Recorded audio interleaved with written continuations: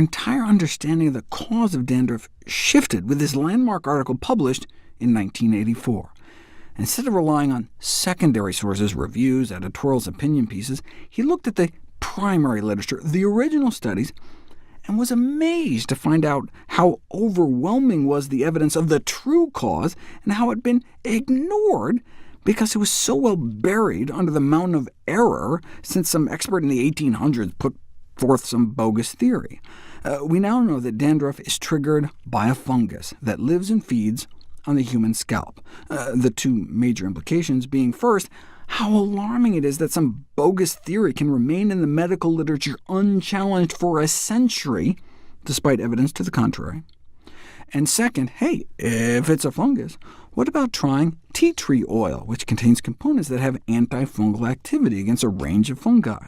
That was based on studies like this, though, where tea tree oil in a petri dish can fight off pathogenic skin fungi, but you don't know if it works for dandruff until you put it to the test. 126 men and women randomized to daily use of a 5% tea tree oil shampoo or placebo for a month.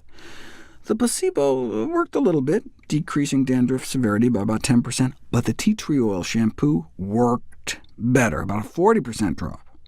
Looks like more than 40% from the graph, but that's because they misleadingly started the y-axis at -60. This is a classic deception, featured in Chapter 5 of the 1954 classic How to Lie with Statistics.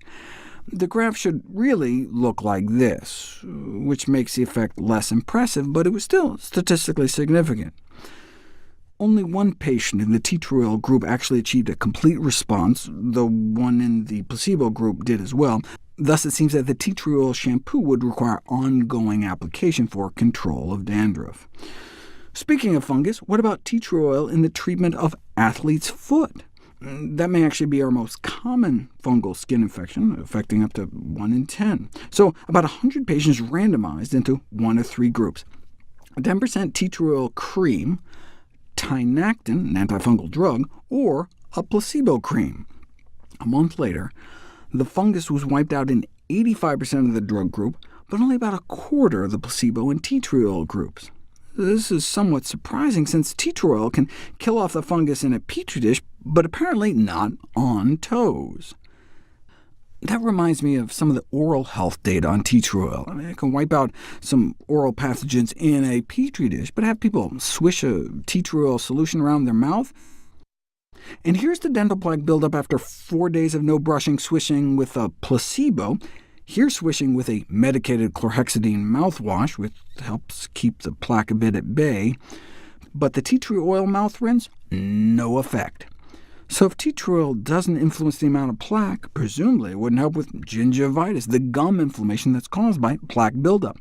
But no, here's the twist. True, no reduction in plaque with a 2.5% tea tree oil gel, yet significant reduction in gingivitis scores.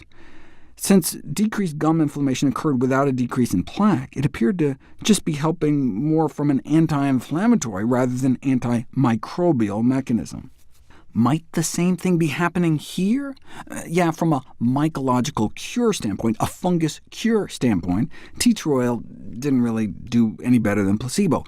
But though the drug wiped out the fungus in 85% of cases, in some of those cases the patient actually didn't notice an improvement in symptoms, or they actually felt worse after the drug, probably a reflection of tinactin's irritant side effects. If instead of mycological cure you looked at symptom improvement, tea tree oil works as well as the drug. So this may be the basis for the popular use of tea tree oil in the treatment of athlete's foot. But people should realize it's just symptomatic relief, and they're not necessarily eliminating the underlying cause. Of course, maybe they didn't use a strong enough concentration. And indeed, if you go with not a 10% cream, but up to 25 or 50%, you can get mycological cure rates above that of placebo, but still not as good as the drug. And at those high concentrations, some of the patients applying tea tree oil developed moderate to severe dermatitis. They broke out in a rash. But hey, If you have a patient that doesn't want to use the medicated creams, then a 25% tea tree oil application has a decent chance of knocking it out without being too risky, but the standard over-the-counter antifungal creams may work better.